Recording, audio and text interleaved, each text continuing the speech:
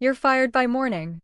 The night I was publicly humiliated in front of 300 employees.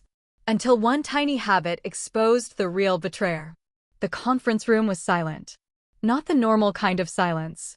This was the kind of silence that suffocates people. 300 employees sat frozen as the CEO slammed a thick black folder onto the glass table so hard the coffee cups rattled. Then he pointed directly at me. You destroyed this company's biggest deal. My throat went dry. A projector screen behind him flashed giant red numbers. Loss, $4.80 million. Someone in the back whispered, "Oh my God, he's done." I could feel every eye in the room burning into my skin. And then came the sentence that nearly ruined my life. Pack your things. By morning, you're gone. But what nobody knew was that a tiny habit I had practiced every single day for years was about to expose the real criminal sitting inside that room. And the person responsible was someone nobody expected. My name is Daniel Reyes. At the time, I was a senior operations manager at a fast-growing tech company in Chicago. I wasn't flashy. I wasn't the loudest person in meetings. I wasn't the favorite. But I had one strange habit. Every single day before leaving work, I documented everything. Every email.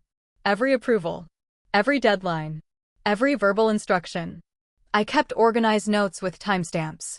People laughed at me constantly. One coworker once smirked and said, "Bro, you act like you're preparing for FBI investigations."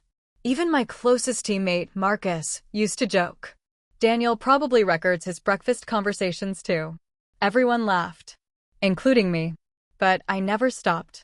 Because years earlier, my father had told me something after losing his small construction business. Successful people don't trust memory. They trust discipline. That sentence stayed in my head forever. And honestly, that tiny habit seemed boring, pointless, unnecessary. Until the worst night of my career. Our company had spent 11 months negotiating a massive partnership with an international investor. If successful, the deal would transform the company overnight. Promotions, raises, expansion, media coverage. Everyone was under pressure. Especially me. Marcus and I were responsible for finalizing operational compliance reports before submission. The deadline was brutal.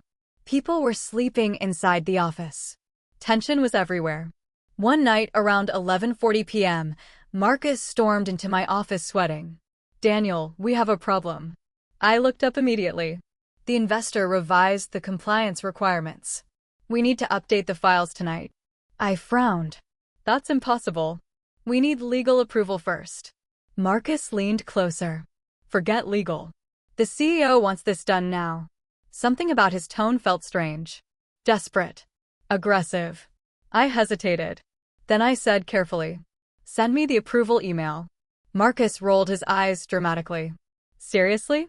You and your paperwork obsession again." I stayed calm. "I just need documentation." He sighed loudly and walked away. 10 minutes later, he forwarded what appeared to be authorization. I updated the reports, submitted everything, and went home exhausted. I thought the nightmare was over. I had no idea it had just begun. 3 days later, the emergency meeting happened. The investor had discovered major inconsistencies in the compliance documents. The deal collapsed instantly. Executives were furious. Phones rang nonstop. People cried in hallways. Security guards stood near conference room doors. It felt like a corporate war zone. Then the CEO called everyone together. The room was ice cold. No one moved. Then suddenly, slam! The CEO smashed the folder onto the table. "Who approved unauthorized modifications?" Marcus slowly turned toward me, and with fake shock in his voice said, "Daniel handled the final submission." My stomach dropped.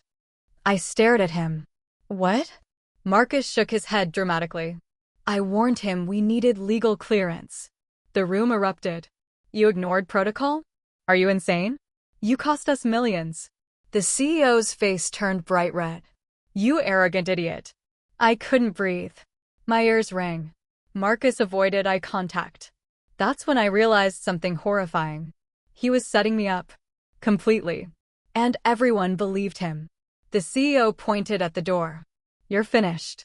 My hands trembled. But then, I remembered my habit. Documentation. Calmly, I opened my laptop. The room looked confused. Marcus crossed his arms. Then I spoke quietly. "I'd like everyone to see something before I leave." The CEO snapped. "You have 30 seconds. I connected my laptop to the projector, then opened my archived work log. Timestamped entries. Email records. Approval chains. Recorded meeting summaries. The room became silent. Then I opened the forwarded approval email Marcus had sent. At first glance, it looked legitimate. But because of my habit of saving metadata copies, I noticed something terrifying. The email domain had been altered. One missing letter. A fake internal address. Gasps filled the room. Marcus's face lost all color. I continued. "Here's the original legal response refusing approval." Click. Another screen appeared. Then another. And another. Each one exposing contradictions. Lies. Manipulation. Then came the final bomb. A recorded voice memo from a meeting 2 nights earlier. Marcus's voice echoed through the speakers.